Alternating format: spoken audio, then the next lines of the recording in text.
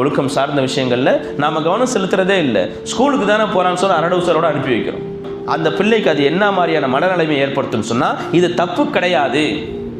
அவருத்து ஆணுக்கும் பெண்ணுக்கும் இருக்கு இல்லையா, அவரத்து மறைவிடம் அப்படிங்கிறது ஆணுக்கும் பெண்ணுக்கும் இருக்கு.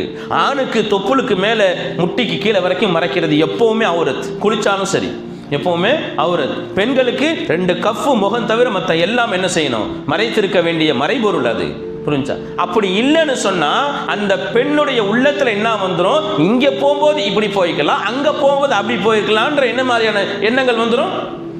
ஒரு மல்டிபிளா சில விஷயங்கள் அவங்க மனசுல பதிவு செஞ்சிடும். நம்ம எங்க போனாலும் இப்படிதான் போகணும், இதுதான் நமக்கு உகந்தது, இதுதான் இஸ்லாமிய மார்க்கம் நமக்கு வலியுறுத்தக்கூடிய அந்த ட்ரெஸ் கோட் அப்படின்றது அவங்க உள்ளத்துல நாம தான் வர வைக்கணும். இப்ப பாருங்க, தொழுவ வர்ற பொம்பளைங்க புர்கா நகாப் இல்லாம வர்றாங்க. என்ன அநியாயம் அது! ஈது பெருநாளுக்கு தொலை வரக்கூடிய பெண்கள் புர்கா நிகாப் இல்லாம வர்றாங்க. திருவிழாக்கு கிளம்பி போன அந்நிய அந்த பெண்கள், மாற்று மத சகோதர பெண்கள் போவாங்க பாருங்க, திருவிழாக்கு போவாங்க, அந்த மாதிரி கிளம்பி வர்றாங்க.